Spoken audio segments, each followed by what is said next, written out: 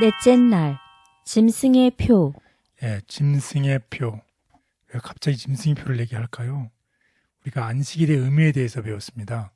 그런데 안식일이 하나님의 율법이기 때문에 영원하다는 거예요. 특별히 마지막 때에 이 안식일이 이 짐승의 표와 구별된다는 것입니다. 그래서 마지막 때에 있을 안식일의 초점, 쟁점에 대해서 우리 공부를 해보도록 하겠습니다. 마지막 때에는 하나님의 계명을 지키는 하나님의 백성에게 이 사단이 분노한다는 이 성경절을 보도록 하겠습니다.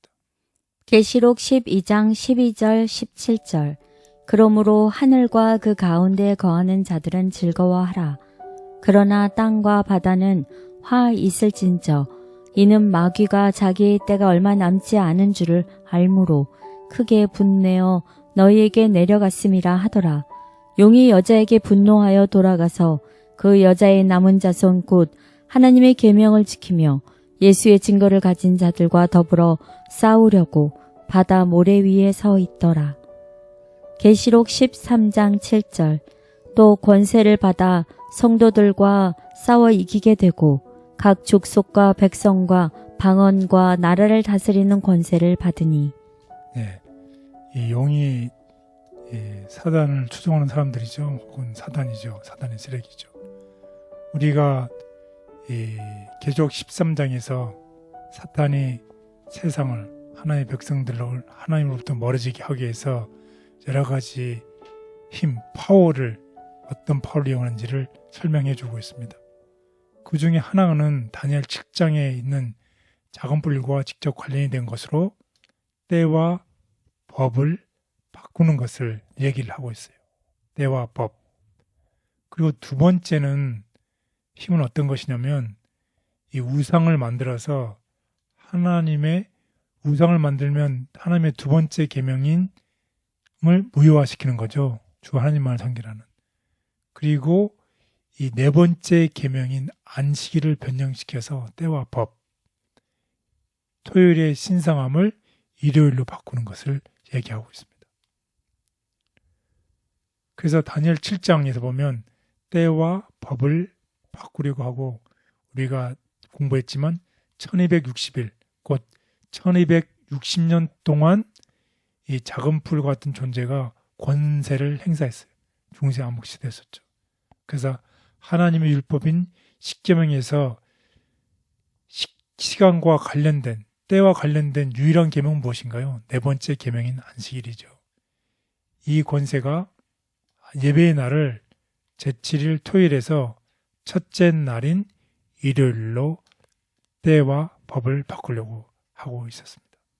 자, 그래서 땅의 권세가 하나님께서 그분의 권위의 표징으로 주신 특별한 예배의 날, 일곱째 날인 안식일을 바꾸려 하는 것은 결국 하나님의 권위, 하나님의 권능의 가장 기본이 되는 것을 어떻게 찬탈하려는 것입니다.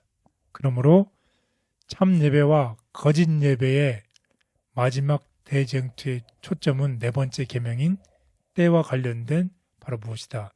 안식일이라는 것입니다. 마지막 때에 그는 안식일에 금지된 활동, 매매를 금지함으로써 우상에 대한 숭배를 강요할 것이다. 이 짐승의 표는 하나님께서 제정하신 안식일 대신 인간이 제정한 일요일을 예배의 날로 받아들이는 자들에 대해 알려주는 상징이다. 이러한 이유로 요한계시록은 하나님께 충성된 사람들을 하나님의 계명을 지키는 자들로 정의한다. 그것은 일요일이 아닌 제7일 안식일을 지키는 것이다.